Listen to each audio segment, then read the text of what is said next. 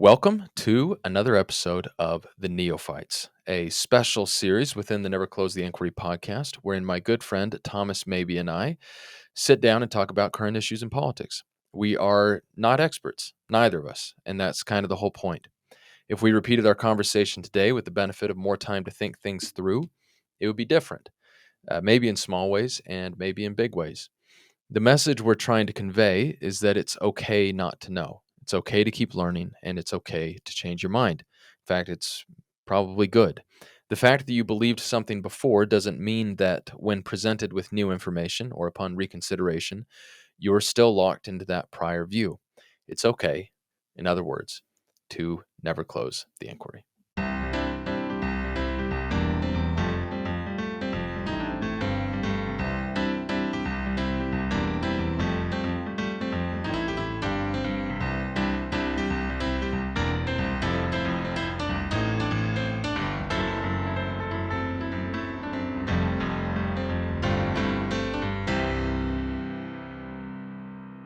Welcome back to another episode of the Neophytes. We're recording now on Tuesday evening. This is June 9th, 7:55 p.m. local time in Salt Lake City and Bountiful. Channing, are you technically in Bountiful or what's across? West Bountiful. That's West a city. Bountiful. Okay. Wow, An actual you're city. making it very easy to dox us. Thank you. Yeah, we're somewhere in Utah. So before we get to the substance of tonight's conversation, well, I'll tell you, I have a kind of surprise question that I want to start with. Then I want to talk about two things. One, so we had a number of primaries that Hold happened on. today. But first, a word from our sponsor. No, the word from our sponsors. Yes, we'll get to that. But I want to just say, Okay. just give a very brief preview of what we're going to be talking about. Fair. But a number of primaries took place. You know, some names like Lindsey Graham made it through his primary. He was endorsed by the president. There are a number of other parties, but a famous one on the left side of the aisle, Graham Plattner, won his primary in Maine. No surprise. This was not an issue because I think Janet, his opponent, Janet Mills, the governor of Maine, she's still the sitting governor. So the governor of Maine. She had withdrawn, realizing that she was not going to be able to pull out a win. So the real race is in November between Plattner and Susan Collins, one of the more moderate members of the Senate on the Republican side. But anyway, I want to talk a little bit about Plattner and the idea of character in politics. Kind of interesting. There have been a number of salacious kind of revelations that have come to light in recent weeks about Plattner, who has really risen to the kind of the top of the progressive heap quickly. And then, if we get to it, I want to talk about everything that's happening at 60 Minutes. There have been a number of high-profile firings. They had cleaned out a lot of staff. Barry Weiss was hired last year, and then recently hired another guy whose name I'm forgetting, which is appropriate for our podcast where we don't know anything. But they'd hired him, and then they have this internal meeting where longtime newsman Scott Pelley kind of just laid into everybody, said Weiss was categorically unqualified, the new hire was mostly unqualified, and that they were just destroying 60 Minutes. And then he was fired for cause. And and the irony of all of this is that I believe viewership is up 9% from last year. So, which kind of makes the narrative more complicated than Weiss, who is a controversial figure coming in and just destroying it. Anyway, pardon from I gotta clear my throat because we haven't yet had a word from our sponsors. Since we are recording late in the evening, local time, I am not drinking Dr. Pepper. I am drinking A&W, zero sugar root beer. Non-caffeinated, 0 calories, 0 caffeine, perfect for your after-dinner beverage. Smoke. Channing? I even though I don't do caffeine well after after dinner. I said it's worth it because Dr. Pepper, I'm that hardcore of a fan that I'm going to make sure just so it's You're honest. taking one for the pod. I'm taking one for the pod because I'm going to be up for a long time. That's how weak I am. But yeah, I would be up until 4 a.m. That's why I'm not having one. But I'm not risking it, and you just risked it, Nick. Anyways, but one other thing I wanted to talk about though, real quick, and Nick said it was okay if I talked about it. But one other sponsor that would be great for the pod is a Frost Buddy. These things are the things you can put your cans in. You can put your cans. You can put your bottles, actually your plastic bottles in, and they do an amazing job at keeping your drink cold forever. So they keep your drink hours. cold. It's not just keeping your hand safe. It's not just like a fancy koozie. Are they stored? Do you store them in the fridge or the freezer or what? Nope. So they're just double walled insulated. So they're just retaining in the temperature. Oh, but for those of you that are sippers like I am, I like sipping my drinks to make them last a long time. I can nurse a Red Bull forever. But you can put them in there, and not to brag or anything, but I can make a 12 ounce last half a day. Anyways, but yeah, these things, and what's cool about it is they on the inside they have like a little insert that you can flip over or take out completely depending on the size, and they all just go in. And I actually had one for 6 years, and that was the regular size. And then I just decided to get an XL, which allows me to put in 20-ounce plastic bottles because I was just like, what the heck, why not? But for 6 years, it's done a great job. But I just wanted to shout that out because I've had there's few products in my life that have just really, so you're lauding not just its performance, but its durability. It's fine craftsmanship. One could argue that is part of performance, but now is this sure? Is this made in the USA? It is made in the USA. Is it really? It is made in the USA. Like Vietnam, America approved. America no. approved. That's what at least I think their website says. I can look. Well, websites never lie. Thomas, do you have a sponsor this evening? Never have. Water, nice. That the water, of course. We one of my favorites. Whom do we credit for water? The Lord. Yes. And Salt Lake County Water Municipal something. Yeah, Governor Cox. Okay, so excuse me. So the question with which I wanted to start is going to sound funny, and I'll explain the reason for the question. How hard is it to get a job? Like, how hard is it actually? Been thinking about this. Very hard. Very okay. difficult. Okay. I think it depends on what kind of job you want. I think I know where you're going, so I'm just going to let Channing. Well, we've kind of had this discussion a little bit, right? Yeah. Well, yeah, a little bit. And I to give a little more background on this. So we you trying to get me fired up because I'm in the tech industry? Oh, I can go on and on. Yeah. Yeah, yes. You could just get you monologuing for an hour. I really can. No, I'm sure you can. And I do want to to give a little more background on this. So you've just lost your role and you're looking for a new one. No. No, still my day job. No. So the unemployment rate right now is right around, I think, 4.5%. Hiring last month was very good, about doubled expectations. I think there are 172,000 new jobs. It's tough to get a gauge on what that number actually means, but the point is, it was more jobs than were anticipated, and there was unemployment rate for young people, I think, is something like 8.8%, which is still lower than the historical averages, I believe, which were around 10.5.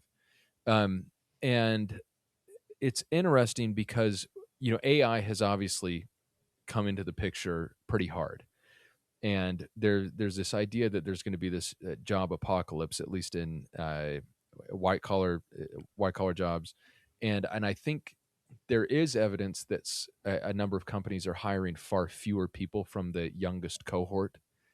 And I personally know people who have really struggled to get hired for a long period, despite a pretty solid educational background. Not talking about people who have like doctorates in engineering, but people who do have advanced degrees and you'd think would not necessarily have trouble finding a job.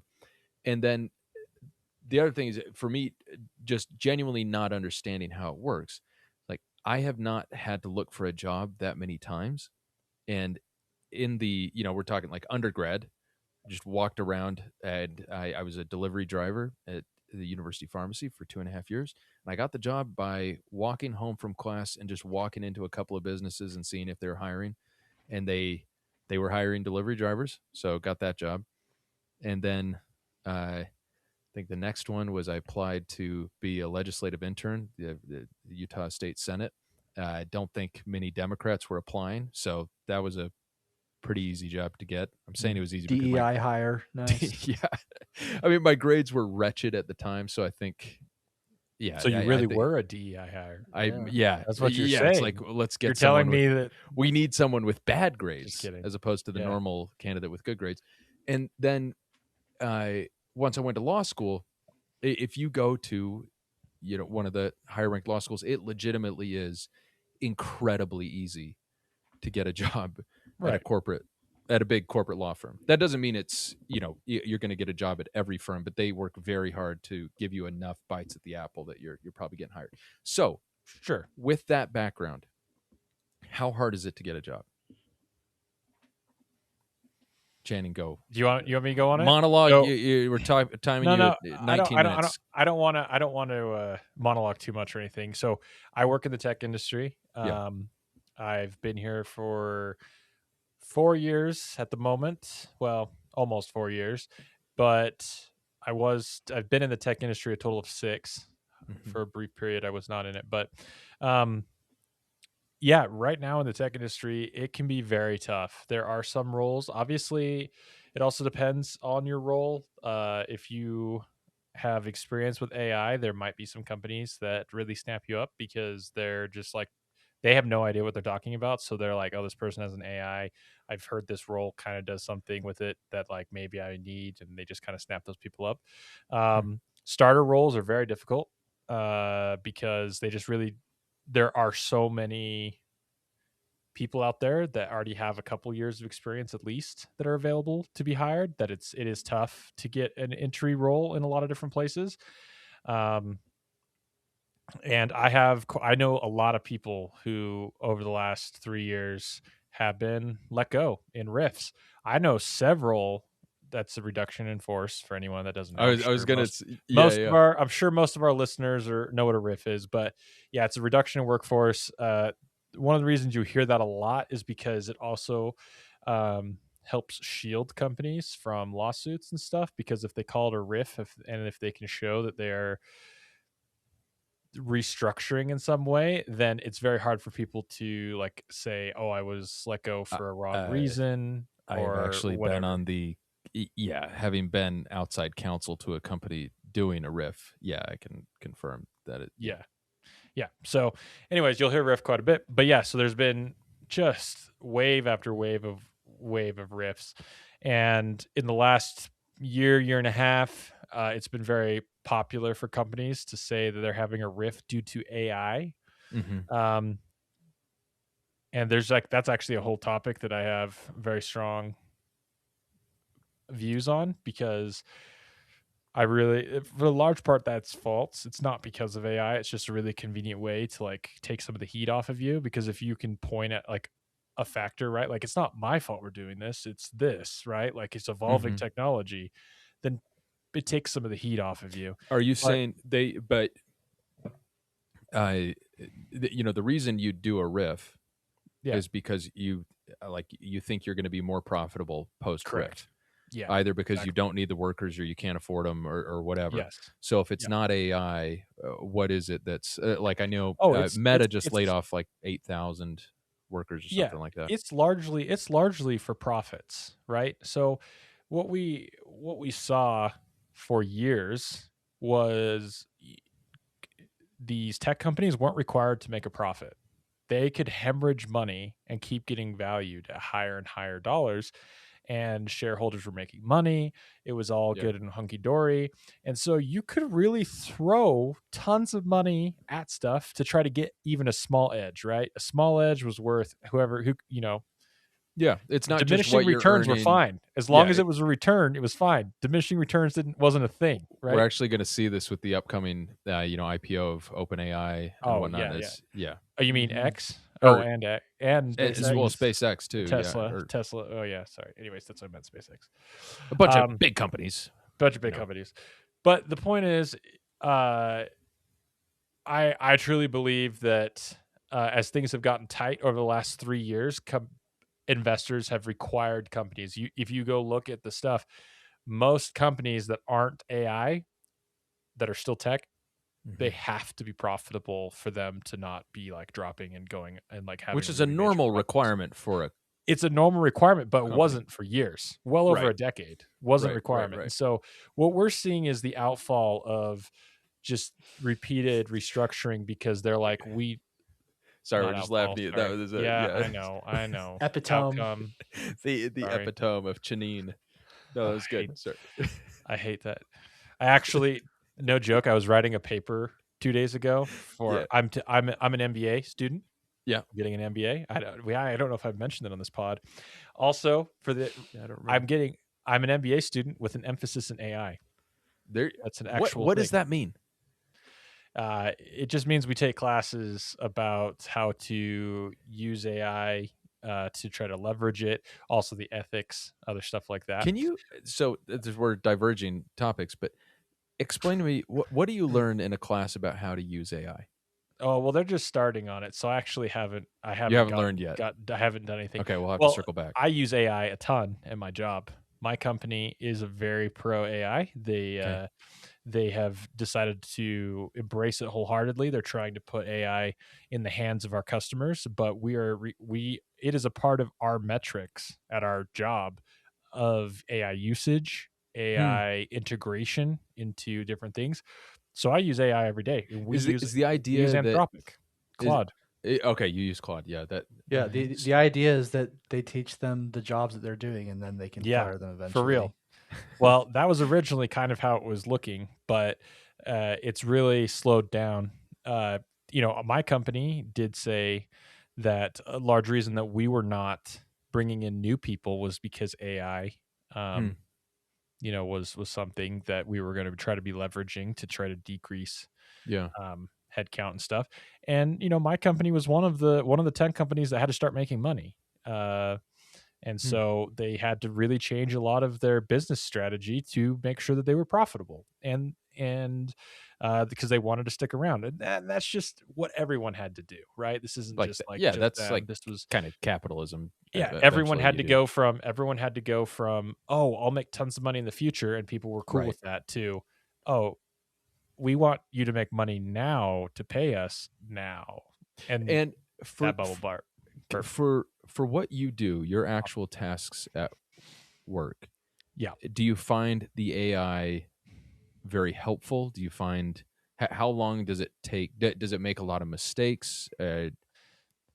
So I will say AI gets better and better as time goes on. It becomes it understands context a little better and better as new versions come out.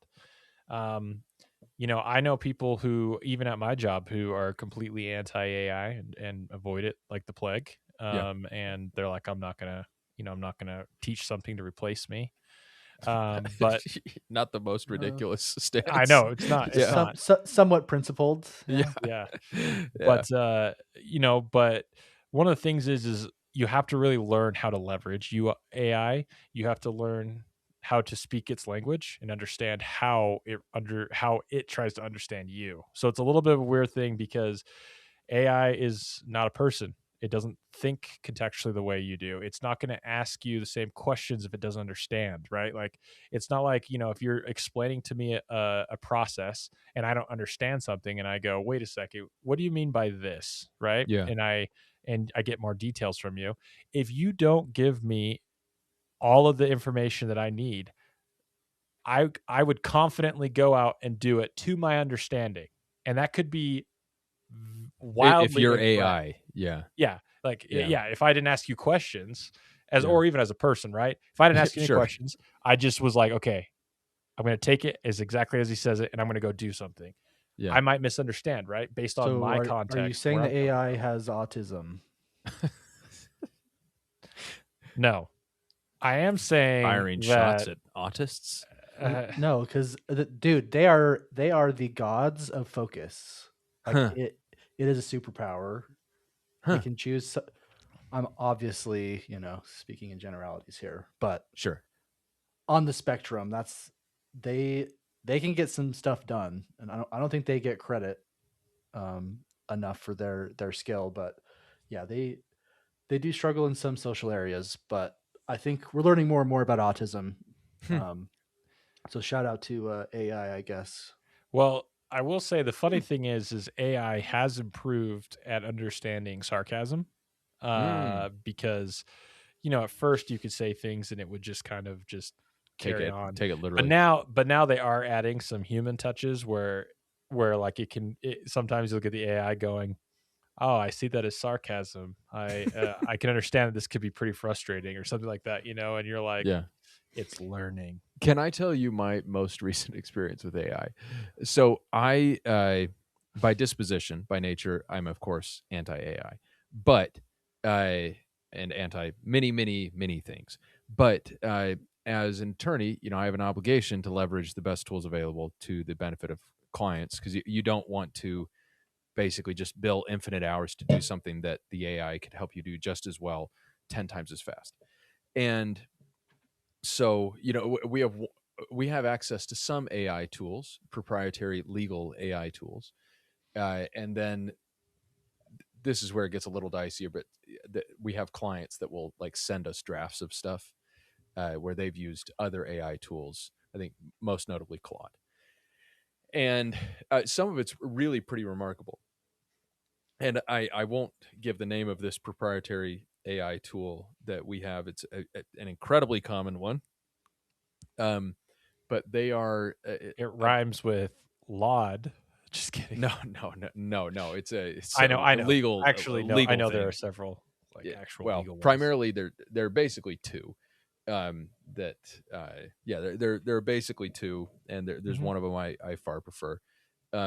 But they're about to come out with an update that incorporates Claude, because now there are more legal AI competitors. So the long time kind of dominant companies have had to kind of pivot, but they are given their dominance and size, I think they're doing so pretty well.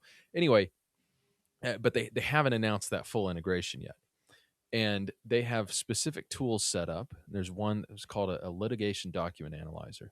And you're not giving it a prompt. You are giving it a document. You're giving it, so I uploaded an opposing party's objection to our motion to dismiss their complaint.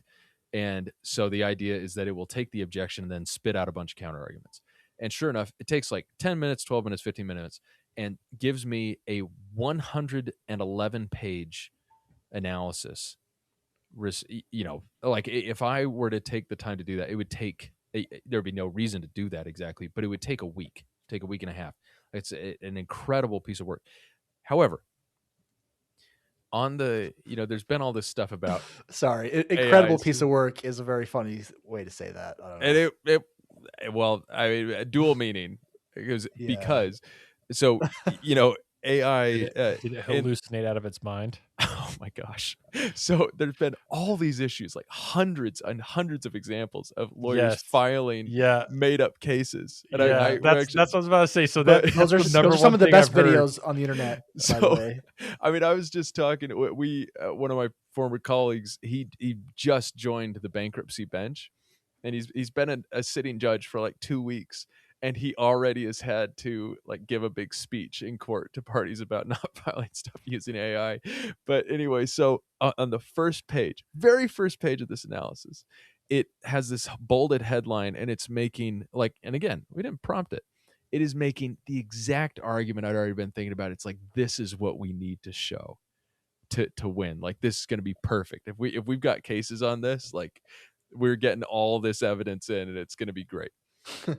And anyway, so these cases, and they're all in the 10th Circuit. We here in Utah are in the 10th Circuit, in the bankruptcy court federal. It's like, this is binding, this is perfect authority, and it gives these summaries of these 3 cases. They are right on point. It's like, my gosh. So part of me, about 85% of me, is just stoked, like, yes. Then the other 15%, as I'm clicking through to go to the actual, I'm typing in the actual case citation to pull up the actual case.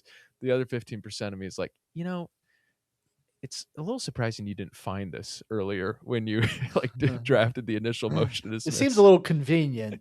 It's like, maybe a little too good to be true, and maybe your earlier research sucked to have missed this.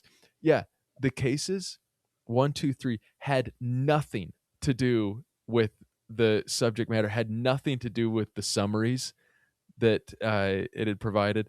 And when you have those first 3 cases on the first page of a 111-page document, it kind of takes the legs out from under the following 110 pages. So, yeah. By the way, this is does that ahead. thing allow you to add prompts? Like to you prompt it idiot, don't lie. Yeah, in part. That particular thing, no. Okay. There are some other tools it has that allow you to kind of interact Prompt more it. with the robot. How long did it take for it to generate? Probably like 15 minutes. I don't know. So can you imagine how many tokens that took? Yeah. That's I don't know what that it's means. Like, wow. So tokens are basically AI is not free, right? What? Just kidding. Yeah, I know that, but what? Yeah. Explain. Yeah. Channing, go ahead, because you probably know what it is. So better than I do. More or less, how they charge for AI is by token. So you like get Chuck E. X amount Cheese? of, yeah, pretty much. Think of them as Chuck E. Cheese tokens. Exactly. So that's more apt than you think it is. You pay for X amount of tokens to use for a period of time. Usually it's monthly. Okay. And then based on what you ask it to do, it can take varying amounts of tokens to accomplish that task. Well, the longer it takes, the more tokens you're using.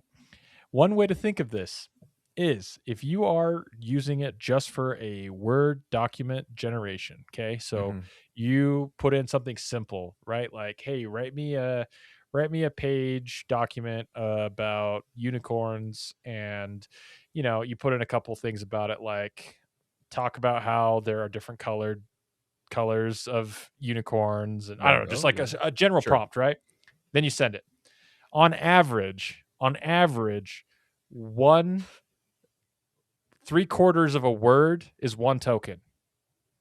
On average. Okay. 3/4 of a word is a token. I have cost this proprietary legal software a bajillion tokens, and I don't think it has really helped my clients that much. Yeah. I feel like before it makes a huge document, it should confirm the sources. Well, that's what's weird, and I think it is going to get a lot better, because I will say with Claude, the stuff we get from Claude, it does not seem to have made up sources. Sometimes it will misread opposing briefs. Like, it'll say, they're primarily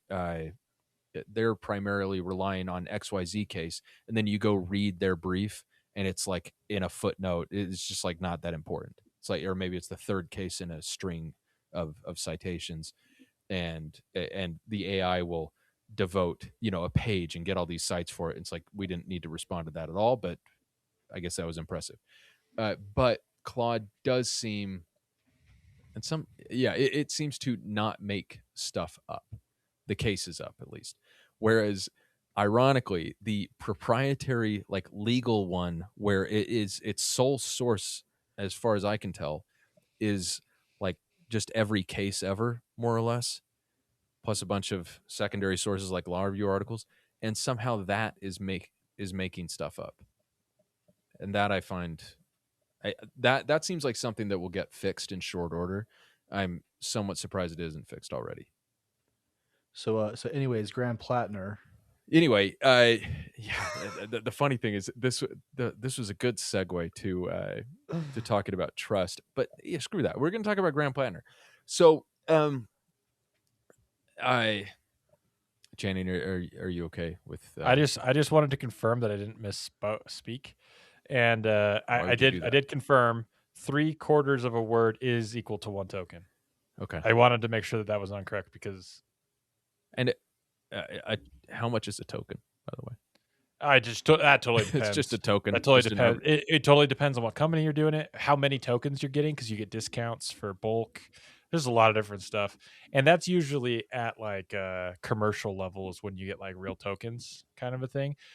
And also not to be confused with like retail tokens. Like for instance, if I earlier, I don't know if they're still doing it, but like there were some image generation websites that like average Joe schmoes could use, like me. Like I could go on and they're like, oh, for free you get 5 tokens.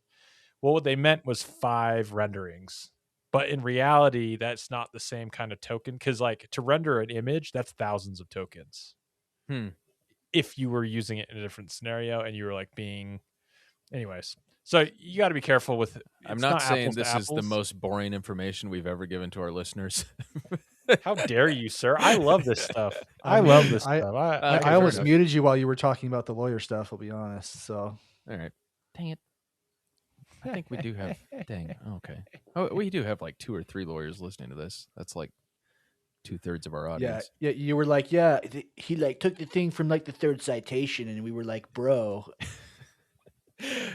Touche. Anyway, so Graham Plattner. So the reason Graham Plattner is really interesting.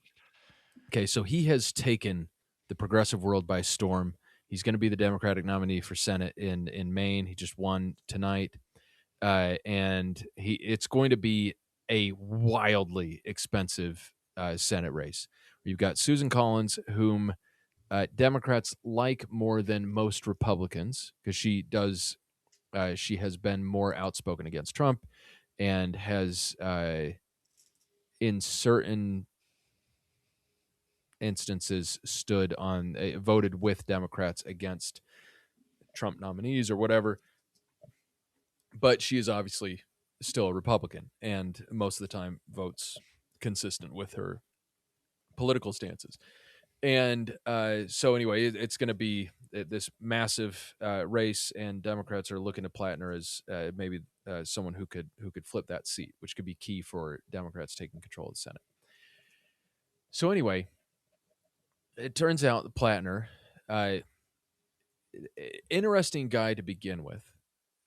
So he, as best I understand, his primary income is a disability stipend. He was in the Marines, and so he gets a disability stipend there. And then he has worked on an oyster farm, which has not been particularly remunerative.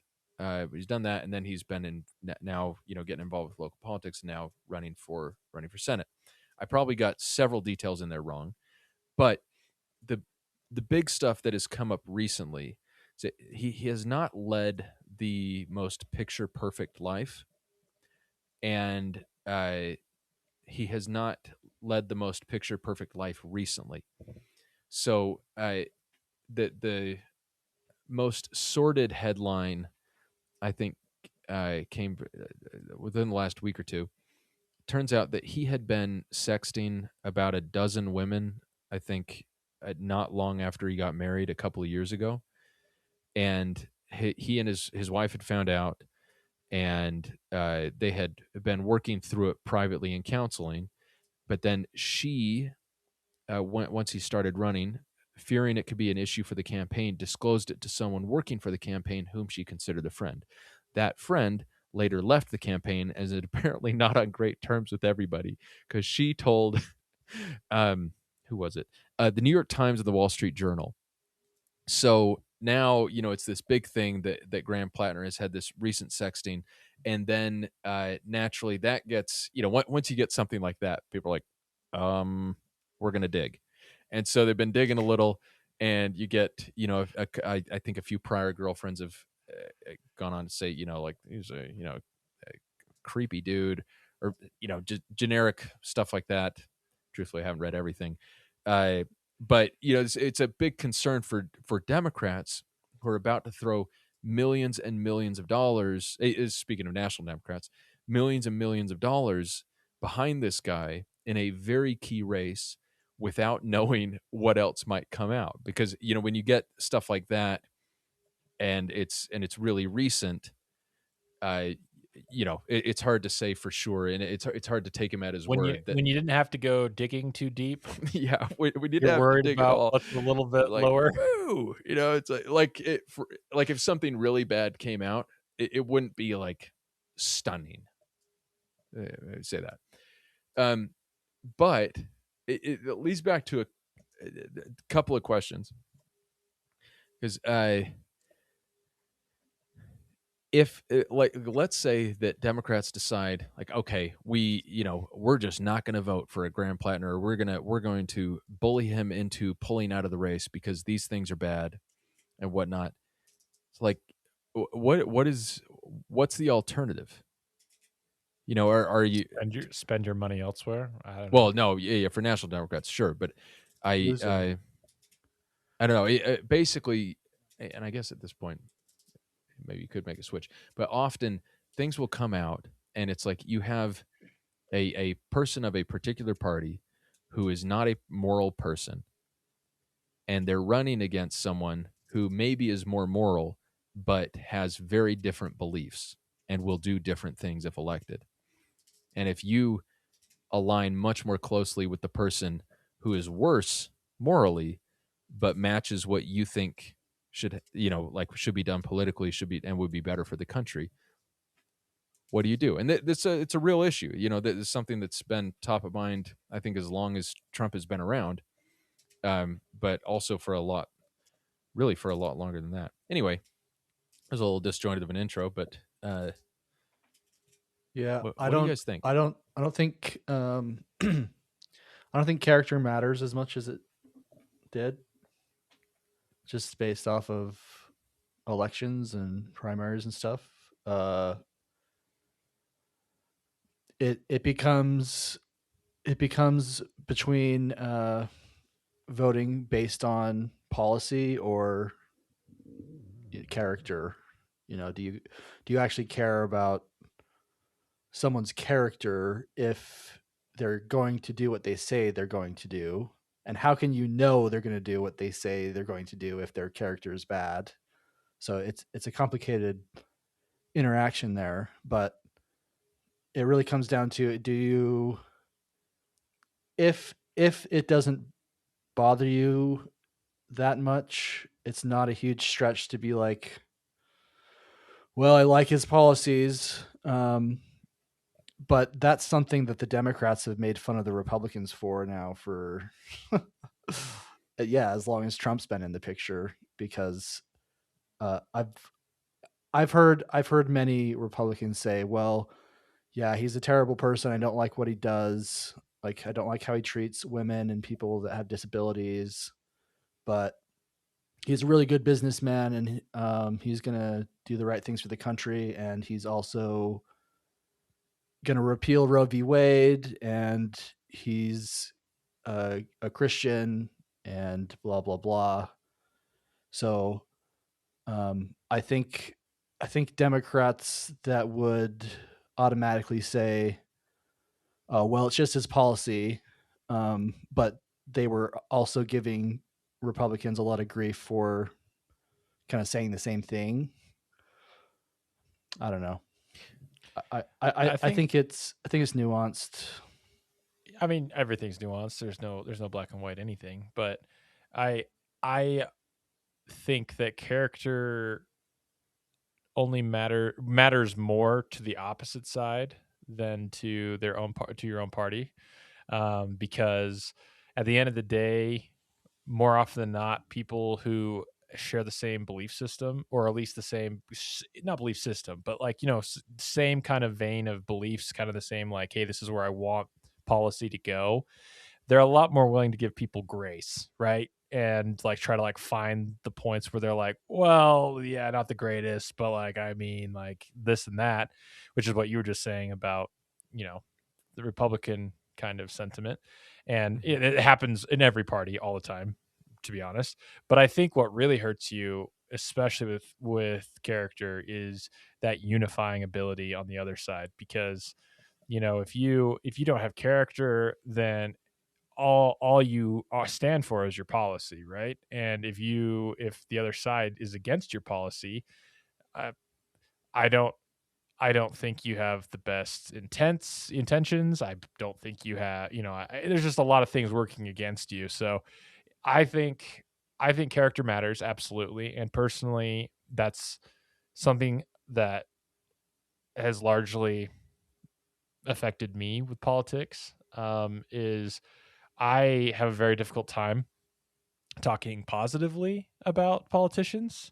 And a lot of times, like, I'm not coming out there just like, just excoriating all of them or anything like that. But like, I know that they're human beings and they're flawed, and some of them are very flawed human beings and stuff. And so when people get excited about politicians, I have a really hard time, because I'm like, what are you really excited about?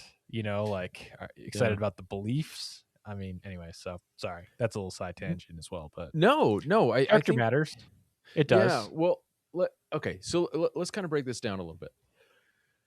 So I think everyone would agree that all things being equal, in a perfect world, you would prefer the candidate of good moral character to a candidate without good moral character having the same Yes. political beliefs and stances and ideas. capacity to affect those political beliefs. Okay. I don't think anyone would disagree with that. Like, I don't think anyone would say literally everything else being equal, I would prefer someone who's a dirtbag and maybe could end up in jail at some point for something they did in the past. It's like, no, everyone's gonna be like, you want someone who's good, maybe, albeit human. Like, to just take a couple of examples, I don't think they're like a minority. I would say probably a very small number of Democrats are like, you know what? I actually like that Bill Clinton was, accused of terrible things with women and took advantage of Monica Lewinsky. I don't think that's what people like about him. They would far prefer that he had not done those things.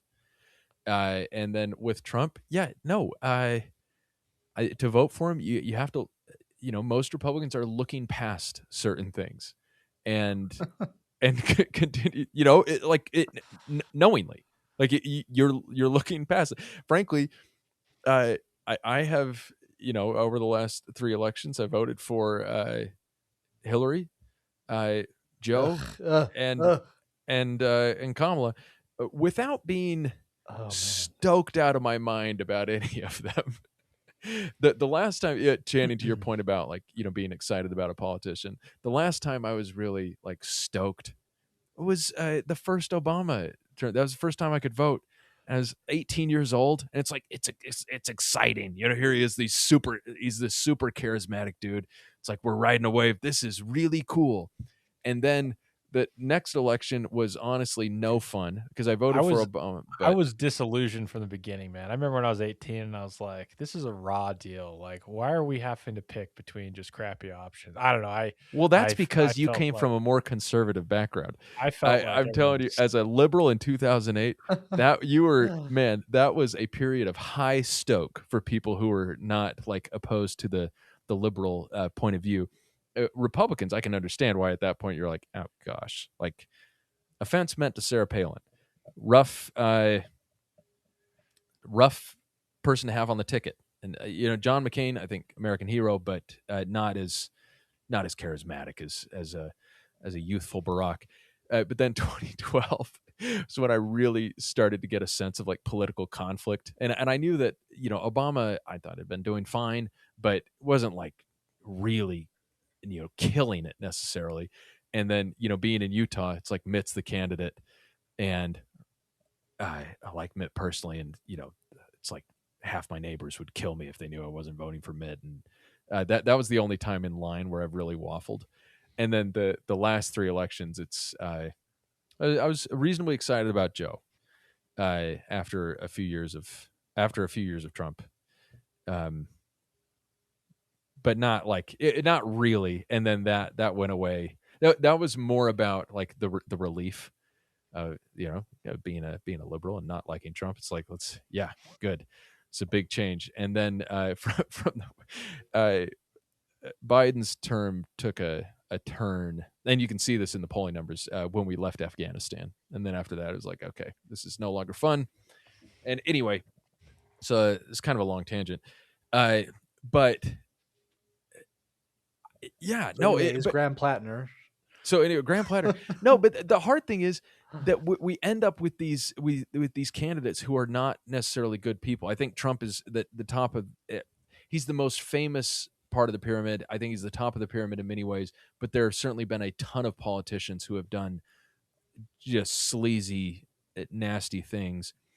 And you also have to keep in mind just one other thing I say, and this is not in defense of Trump at all, but you also have to keep in mind that, like, as time has gone on, the transparency behind these people has not necessarily transparency, but the ability for stuff to come out really has increased. No, that's a really interesting point. That's bad. We need more secrecy.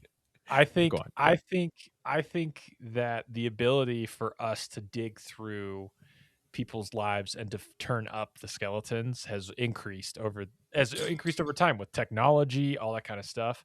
And I think people would be surprised at some of, at previous people, how scandalous they may or may not have been, because there just wasn't the ability to dig up, and for people to have platforms to talk. It was easier, in my opinion, to silence people, right? To tell people, to put pressure on people. We live in a day and age where, honestly, the individual voice, if it has a specific story, can truly reach masses, right? Yeah. You go back not that far, you could have somebody that's just like, hey, this person did this terrible thing, and it gets squashed pretty easily. I'm not saying it can't now, but you it's take harder. the person, you bury them, and then you put the parking lot over them, and your mob buddies take care of it. No, but talking to my brother this week, and he was telling me to watch a documentary. JFK's sexual exploits were legendary. I think more after Can you the fact. imagine? Can you imagine to this day and age? Oh, he wouldn't have been able to. Happy birthday, Mr. President. That would have gone incredibly viral. Can you imagine Twitter. Sydney Sweeney singing to Trump? Oh right gosh! Now? That's worse. Make that's it so happen. Much worse. Make it happen, please. What's the price? Oh gosh, that's so much worse. But no, JFK was sleeping not just with, Dave Chappelle has the bit about Bill Clinton just taking who was close. But JFK was like flying people across the country, and my brother's telling me, you watch a documentary, like LBJ, competitive fellow, was like trying to compete with JFK on number of women he was betting, which is like. That's tough competition. Put it that way. Yeah. So to your it'd be point, interesting in this day and age to see how that would work out. To your point, I think much of what is known about Trump would be no. Don't focus on Trump. His skeletons weren't even buried. No, they were just laying out in the grass. Yeah, no, he like walks around with the they skeletons. Left the bodies. And also, I would say that the biggest issue with Trump is not many of the skeletons. It's his personality, like what he does every day. It's the like random tweet. It's the decisions he makes. it's the tweeting. It's not just the decisions, although the decisions are part of it. It's like what he says publicly about the decisions, and the fact that like, I mean, can you imagine the job? I think to be White House communications director at a time like this, you gotta. I think you are either unbelievably stressed, or you've just got to lean in and recognize that your answer is always going to be the same. The focus should be really be on what the president is doing for the American people, and just, like that's your answer for everything. And maybe if that's your answer for everything and you never answer anything substantively, then maybe you have a very easy job as long as you can deal with the this conflict and the fact that people are always mad at you. I'm amazed there's not more skits out there. I know there's been a few, but I'm There's a amazed ton. there's not more skits, even more about like Well, trying to all the different people, not even just the White House correspondent, but everyone trying to run interference for the things that man says.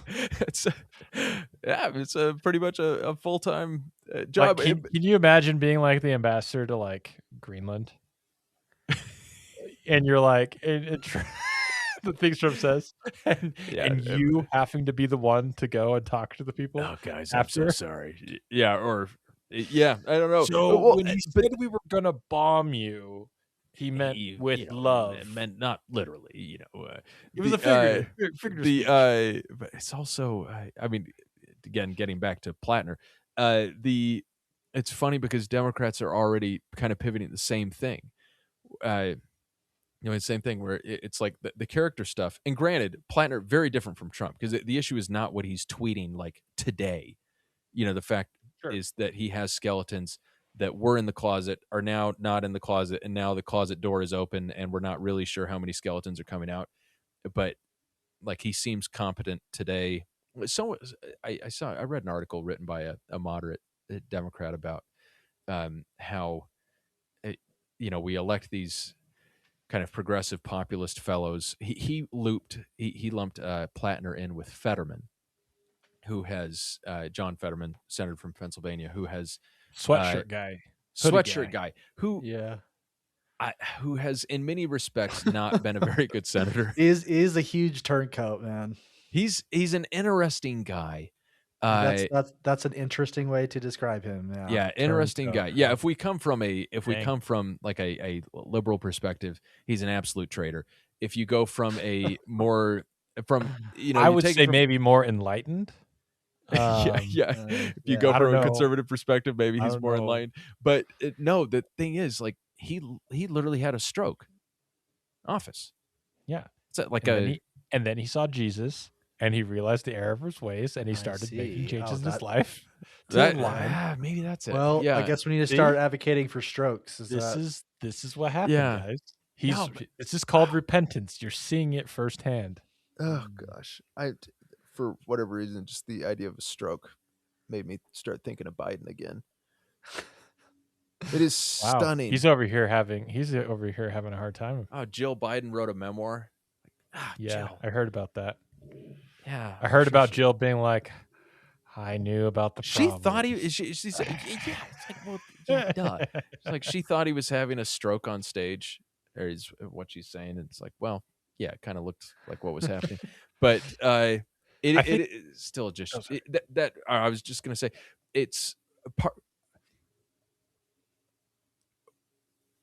Democrats for a number of years now have tried to, that the goal has been to say we have the moral high ground, both on policy, for XYZ reasons, but also just simply in the morality of our leaders, because we are not led by someone like Trump. And I think it's true that Democrats don't have a Trump because no one else has a Trump. There's only one Trump, and he's not the worst person in history. I think some other countries have tried. Got pretty close. I think some other countries have had. I think other countries have had dramatically worse people over the last 50 years. I'm joking. Yeah, but I like Trump is in many ways more one of a kind than everyone's unique. He's uniquer, but Democrats have put up a number of people who have made it harder to take the moral high ground, or harder to get, not just to take the moral high ground. They've made it harder to convince Republicans that Democrats have the moral high ground. Like, when it's like, your guy is terrible, he's this racist bad guy, he's not fit to serve, and then it's like, well, the guy running for president right now, the sitting president, like, you can reasonably ask whether he is competent, not just to serve in his office, but whether he's going to live another 4 years. Mm-hmm. And that made it kind of tough. And then everyone kind of had to deny that anything was wrong with him until it was like, okay, yeah, maybe he's a little old, and we're going to replace him now. And then with guy like Plattner, who for progressives, he might be this incredible politician. Who knows? But it just goes to show you that at the end of the day, we're all hypocrites, right?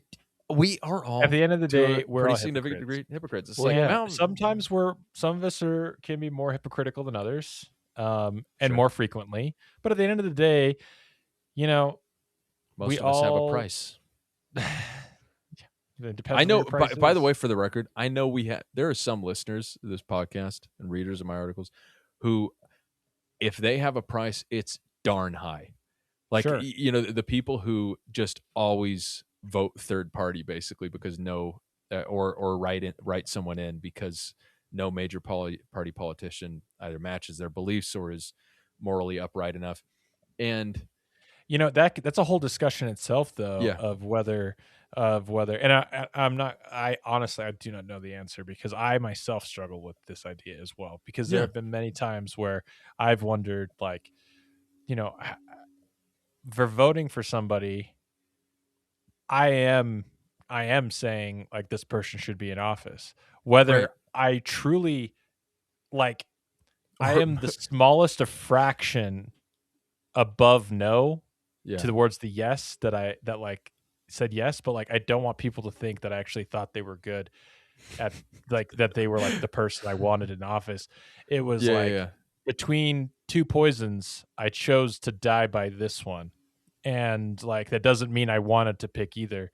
I don't know. So I also see that point, and it's actually it's a very interesting thing of, like, is that, if more people did that, would that actually strengthen the independent party? Would that, or not in party, but in the independents? Or is it a better thing to try to influence, right? And try to influence where you can, because you're making a demonstration. It's not actually doing anything. You're just demonstrating at that point. Or are you trying to, like, actually affect, the outcome? Of course, you could also argue about voting Democratic in Utah in a primary, not a primary, but like, in, the odds of Utah voting for, like, as a state. Yeah, I think what you what I mean. What you're referring to is a bunch of Democrats joining the Republican Party to vote in Republican primaries to try. No. What I was trying to say is, I was just saying, a Democrat will never win, is what he's saying. a Democrat. Yeah. will, No, is your vote's winning. meaningless. And But so voting that's- for a Democrat is kind of like, although it in our district, and now I'm not sure which congressional district you're in, but you're I'm about not to have a yours. liberal. Are you not? I'm in I think Davis. Yeah, no, I think you might be. Hmm. We have to look at your address, but basically, you might be about to have a Democratic congressman again. But It happens. I'm just saying, as a state as a whole. Yeah, It's no, as been a state as a tough whole. slide. Yeah, I'm not saying it's not going to But- happen one day. But I'm just saying. no, what I was referring to is a bunch of Democrats knowing that, and knowing that Republicans here they actually have a closed caucus system, but then a closed primary. Democrats join the Republican Party to vote in the primaries, or join the Republican Party to vote in They the primaries. register, register as Republicans. And I know a lot of people who've done this. Like, it's a lot of people, and that's part of why at the state level we've actually historically had, I should say it's state. No, at the state level, we historically have had a lot of moderate Republican politicians. Mhm. Now in the Senate, we have one moderate in John Curtis and one immoderate in Mike Lee. oh my gosh. Whom I do not like very much at all. A lot of respect for various other members of his family. Oh, yeah. But I think we talked about that last time. his dad, awesome. His brother, awesome. Other brother, not sure, less prominent. Mike, sucks. But he was actually very active on Twitter this week because Because of the Because he heard our Mormonism pod. thing. well, because the DOJ, the Pentagon not the DOJ, the Pentagon, DOD, Pentagon Reclassified Christian. the religions, and it's like, the Church of Jesus Christ of Latter-day Saints not classified as a Christian church, and which is I think probably is exactly in line with what various Christian denominations believe. and is very offensive to members of the Church of Jesus Christ of Latter-day Saints, and has become a big thing. And truthfully, I don't like the idea of an evangelical Christian government, so I'm taking a fair amount of offense to it too. Yeah, I mean, who could have seen that they would find people that are just a little bit different than them and put them in a different category? It's similar to other things that have happened. By the way, One might say. the weird part about it was that the Jehovah's Witnesses and Seventh-day Adventists were classified as Christians. I think they are Christians. However, if you're separating out the people who are a little bit different doctrinally, let's paint with a little broader brush here. Let's say, come on. Let's get... Anyway, we digress. Point being... I have a question for Chan Man. Go for What's it. up, man? So you did say that character matters. So, but to what point? Like, would it make you not vote for the party that you align with if the person was like reprehensible character wise? Or would you still vote for them anyways? Because, you said that, like, even though you don't really support them 100%, if there's like 1% that's more, Yeah. but that is like giving your, I don't want to say consent because that's not really what I'm talking about. And you're 100% right. That is the internal struggle that I've struggled with since I turned 18, just in general. Like, I just have never, like, feeling like I could endorse anyone with so much power and being like, feeling confident and being like, yeah, this is great. And everyone makes mistakes. Now, granted, there are people who make a lot more mistakes and a lot worse mistakes than others. Sure. But more like, intentionally so than others, yeah. You're exactly right. And your question's great. And I guess the answer I have is it depends, right? It depends on if you think the alternative is worse. If you have someone who you're like, wow, they are not a good person. They are not a good person. This is what they say they'll do. Granted, again, what you said before, if they're not a good person, how do you know they're going to do what they say? And that you wrestle with that. But you're also like, what other options do I have? What they're saying is closer aligned to what I want. At the end of the day, like, can they still get are we gonna limp through this, and it's gonna suck and be a rough ride, but like, are we gonna be a little bit better? Or Can I Anyways, pose a yeah. it's gonna sound paradoxical. I'm gonna pose a concrete hypothetical. Do it. And Mabes, I'm gonna ask you. It's 2028. The Republican ticket is J.D. Vance and Marco Rubio.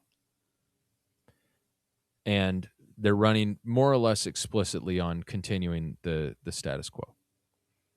And on the Democratic side, the nominee is Gavin Newsom, and who's his vice? And Gretchen Whitmer is his vice. Okay? So Gavin Newsom, incredibly handsome, kind of scummy. And so it's October. Okay.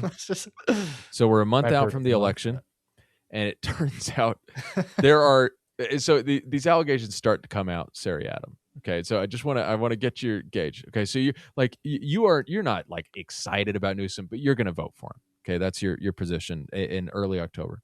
Then it comes out that when he was in undergrad at Santa Clara,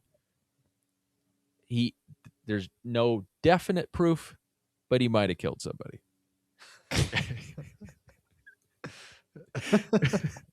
Okay. It was like after going all in on this one, I see. After baseball practice, and like, you don't know for sure, but like, he doesn't pick any of the lesser evils. He's just like straight up. Maybe the bat didn't fly out of his hand. He actually smashed that person's head. Yeah, there was something where it's like the bat flew out of his hand and hit this woman, and she passed away.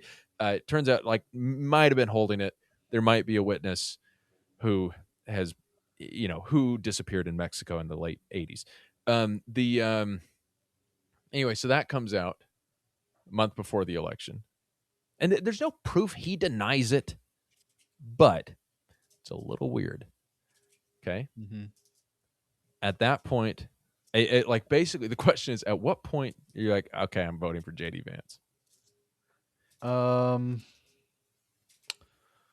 Yeah, I don't think I would vote for JD Vance. Would you, and at what point?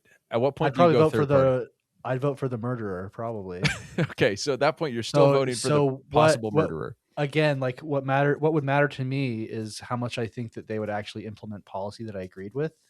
Okay, See, I don't think. Hold on. I'm saying. Hold on. I don't think. We're gonna. You want to keep upping the ante I until want you to break up the him? ante. I want to up the ante because Okay. I feel like everyone's got a price. Now there's a picture of him No. holding the severed head. That he for some reason kept. Yeah, it turns out like Gavin Newsom has actually maybe he's linked to a number of to Al Qaeda. Yeah. So first he's linked to a number of disappearances. Then it's like he was texting Osama bin Laden in 2010, helping him evade the United States, and then they got disconnected in 2011 before Osama got killed. Like basically, at what point do you like? Yeah. Literally, what would it take? What I'm thinking about is like, what would it have taken for me to think I'm not just going third party? Because there's a point at which, like, instead of Harris or Biden or Hillary, I'm like, okay, I'm not voting for Trump, but I will. I'm going to vote third party because I just just not feeling comfortable with this. Like this is bad. Like and I'm not sure what it would have been, but like maybe some combination of Biden. It's funny with the Burisma and Ukraine stuff. It's like a fraction of what the Trump crypto stuff has been with the Abu Dhabi.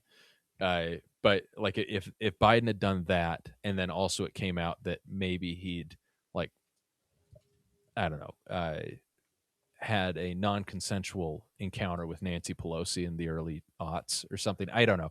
Like I'd be like, geez, okay. So I'm, at this point I might be going third party. But what would it have taken for me to be like, this other person is so sordid and unworthy of the office that I'm voting for Trump? Well, I have two things to say. I have two things to say about that. If it's like the annoying Democrat liberal me, I'm like, well, the other party is just as bad, and so that means I can vote for a really crappy person because they voted him in twice, and so I get two votes for crappy people before I have to vote for someone good again. And what it legitimately comes down to, which is what I think it is the same for many Republicans. I think it's for everyone. Just Republicans. I'm just assuming that there's people. better Democrats than me. But if it comes down to the Supreme Court, I would vote for whoever that person was at this point. Probably. What do you mean if it came down to the Supreme Court? Like if there were going to be if the person's running and, like if the person's running saying that like we're going to change how the Supreme Court works, we're going to change like a bunch of different policies. Wait. We should have a great call. Are you about to? No, it's a separate conversation. I have very strong feelings about. I actually do as well, and they're probably more aligned than you'd think. But it's 9:03, so we're not going to talk Supreme Court today. But the point you're making is policy over. There's part of me that would be like, I will vote for literally anyone that is going to do what I want them to do, policy wise. But then there's a part of me that actually has to make the vote, and like I've abstained from voting in past elections. Okay. And so that's probably what I'd do. And I think part of me feels like I have that luxury because of what Channing said about being in Utah. Yeah. But since then I've come to the realization that like I probably should at least show where my allegiance, quote unquote, is, even if I'm not like super on board, just so I'm hoping that eventually enough people will be Democrats in Utah that number can grow. But if everyone just starts being like, my vote doesn't matter, then year on year, then you're not going to get more votes. Can I? Okay, we're gonna cut it in about 4 minutes, so we can go to bed, and Channing can have another 7 hours before he falls asleep. But By choice. by yes, by choice. No, not by choice. I would not like to go to bed earlier. Oh, yes. Anything for a sponsor. I think one of my takeaways from this in a lot of ways, so once you get down to a binary choice between someone who is a bad person but shares your beliefs and someone who, frankly, often it's maybe a bad person who doesn't share your beliefs, you go with the bad person who shares your beliefs. But in primaries where you are, like it kind of has to start earlier. It's like, in primaries, in theory, you're going to have people who are closer to your beliefs, multiple options who are a little closer. And there, I think that's a place where you can push for character. And then, I tried having this started this conversation before, and we were like at a time where we didn't want to get into it.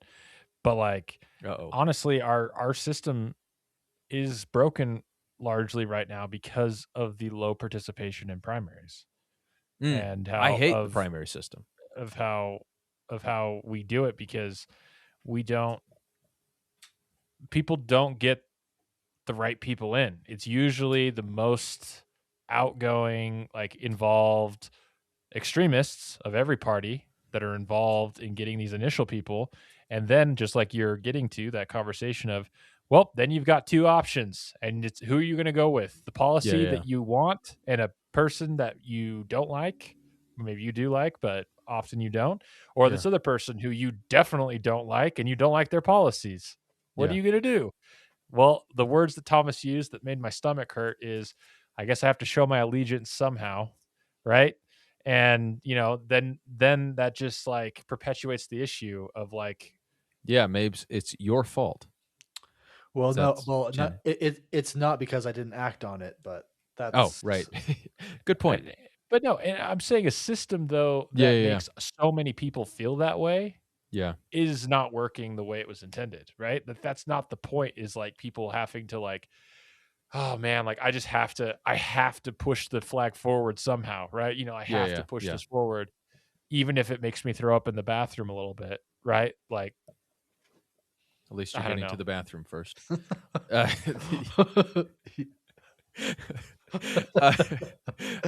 a great metaphor. And I always like ending these with a positive, but I do really dislike the primary system, and I think it does exactly that. I also did think it was funny that you said the most outgoing somethingist extremists in both parties, because I feel like we generally, when talking about politics, say extreme members of one or the other party. For whatever reason, I was just thinking of the late Osama bin Laden, an extremist running for office here. Anyway, sorry. The crazy thing is I can think of extremists on both sides that are truly like, not Osama bin Laden. Yeah, but there are people on both sides that are disruptive and dangerous in some ways. No, like Donald Trump and Fetterman. Yeah, sure. Not like they're not like that we're aware of planning to hijack planes. But I take your point that allegedly. I take that we're aware of, but I take. Your point we have people on sides trying to assassinate presidents. We have people on sides trying to. I thought you were talking about politicians. No, I'm talking about. Sure. Okay, then we're agreed. Sorry. No, you're right. Sorry, my bad. My bad. You're right. Like sitting members of Congress who are we don't have sitting members of Congress planning to. I was talking about the parties in general have that are involved, and they're the ones that get the more extreme viewed members of parties into farther along in the process, where now you don't have a choice. Yeah, so they get them through the weeding process, and then all of a sudden the weeding process is over, and you have to own up to one of them, Yeah. and you're stuck with what these guys got pushed through. Yeah. Feels bad. Well, so let's end with a positive. The positive, I think, is Is remember that people will vote for whatever they want, no matter what, and nothing will change their mind. that the was No positive matter how part? bad it is. that was not the positive I had in mind. Okay, sorry, I'll let you finish. Yes. The positive I had in mind was that while we cannot control who runs for office, and we individually cannot control who wins, we can Yet. yet. Well, AI, we'll see. We, to a reasonably great degree, can control ourselves. And although we cannot change the past, if we've made mistakes before, we can choose today to be good and to exemplify good, and to hopefully through our own involvement in the community, which for us I think mostly happens through this podcast. At least, I don't know, maybe. Are we all out at city council meetings, or is it pretty much this? Well, I've been to a I'm- couple. Oh, good for you. politically, yeah, nothing. Okay, so but basically through this podcast, through this brief moment at the end of peace and optimism, we will inspire good in our 7 listeners, and There's probably only 2 We can listening right honestly, we Damn can it. inspire good in all of our actions. Yeah. Be the person you want to be. be the that change you want to see in other the people world. to be as well, right? Be Like, the change you want to now. see Take a in the look at world. yourself I think and make a change. great song. Speaking of someone who should have made maybe some changes,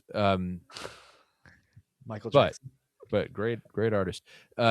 Be the but this phrase, I don't think anyone has ever said it this way exactly before. Be the change you want to see in the world. man, dude, you should That's should write put that that on down. a plaque or something. that's deep, bro. Yes. You heard Thank it here on this pod first. Yes. So to Graham Plattner, you won a primary tonight. Be the change you want to see in the world. And to Lindsey Graham, you won about your 40th primary tonight. Might be a little late to change. Anyway, yeah. Well, let's be the let's be good people, and then hopefully good people will run for office. Yeah. And with that, the Neophytes are out. All right, and that was the interview. Thank you very much for listening. If you wouldn't mind, please do leave a review for the podcast. I believe those are important. And subscribe to the newsletter, which will be linked in the show notes, or can be found at neverclosetheinquiry.substack.com. Thanks.